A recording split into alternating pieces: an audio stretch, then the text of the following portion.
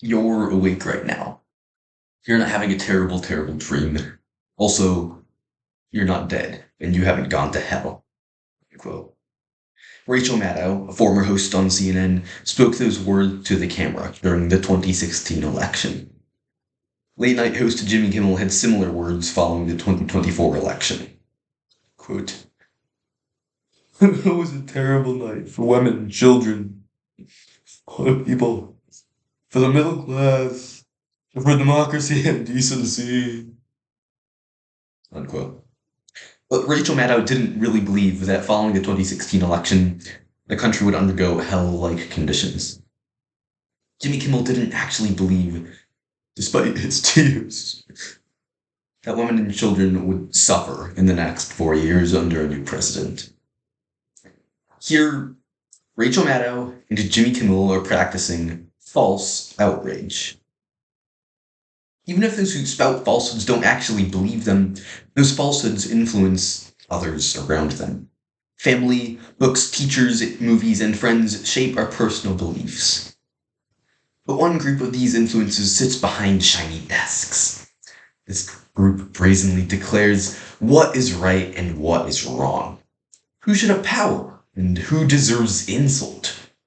This group is a subset of political commentators, and their worldview of false outrage and moral confusion has corrupted the morality of millions of Americans.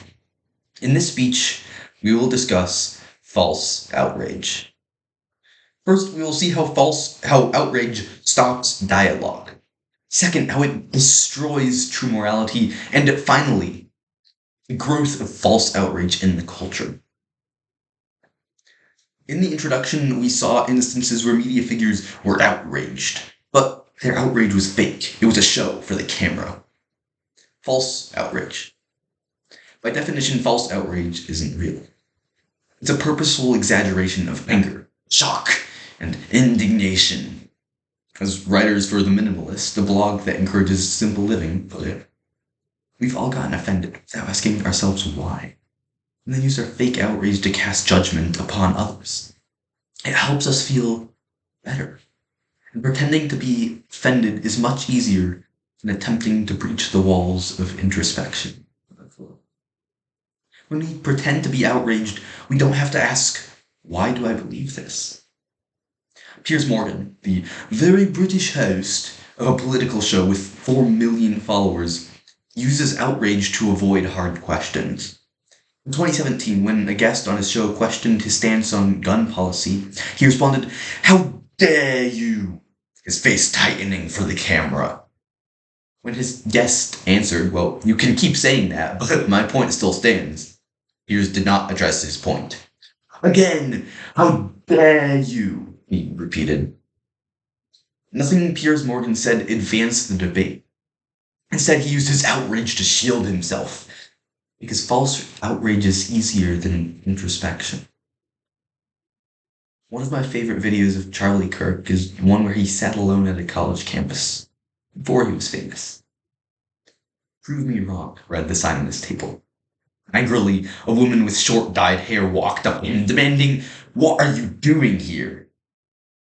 Charlie answered, quote, "When you stop having a human connection with someone you disagree with, bad stuff happens," unquote. Angrily, the woman stormed away. But Charlie was right. Replacing dialogue with outrage is disastrous. Not only does false outrage impair debate, it twists morality. This is the second and greatest sin of false outrage. Its practitioners maintain that saying good words amounts to or even surpasses doing good deeds. According to this worldview, false outrage fulfills the moral duty of compassion. Joshua Grubbs, associate professor of psychology at the University of New Mexico, studied why people practice false outrage. Quote, "Participants self-reported their motivation as status-seeking," unquote.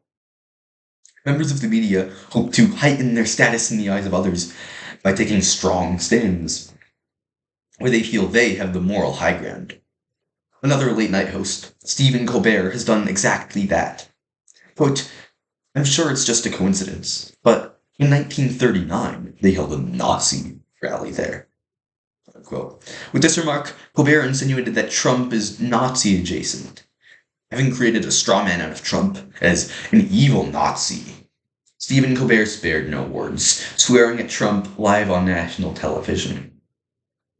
His statements make sense within a worldview which treats outrage, even at exaggerated or symbolic acts, as an act of virtue.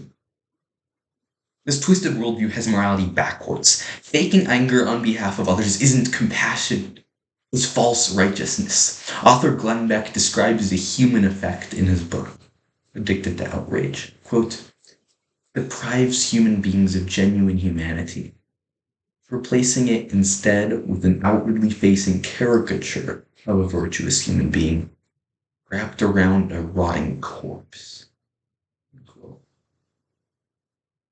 False outrage doesn't stay online and doesn't cower behind screens. Humans copy the behaviors and worldviews of people they spend their time around. Talk show hosts and media figures consume a significant portion of many people's days. Logically, the worldviews of these influences seep into the culture. Unfortunate statistics demonstrate this. According to the Foundation for Individual Rights and Expression, a free speech organization, quote, this year, more than 2/3 of students, 68%, said that shouting down a speaker is at least rarely acceptable. Even more concerning, about 1/3 of students, 32%, reported that using violence to stop a campus speech is at least rarely acceptable. The report noted that these numbers have risen significantly over the past few years. I've had a personal experience with false outrage. 3 years ago, my grandparents and I went to the March for Life in Washington, D.C. When the march ended, I kept my poster as a souvenir. A woman saw me carrying the poster and began screaming at 13-year-old me, telling me I should never participate in a march.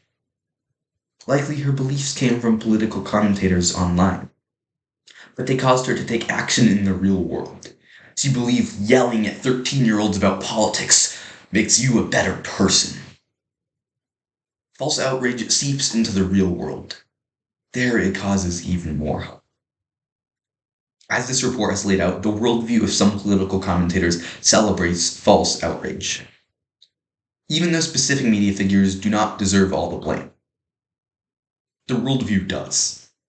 Their worldview is false. False outrage is not a virtue. Moral grandstanding is not a good deed. The moral confusion of media hosts has eroded the genuine compassion of millions and transformed it into outrage.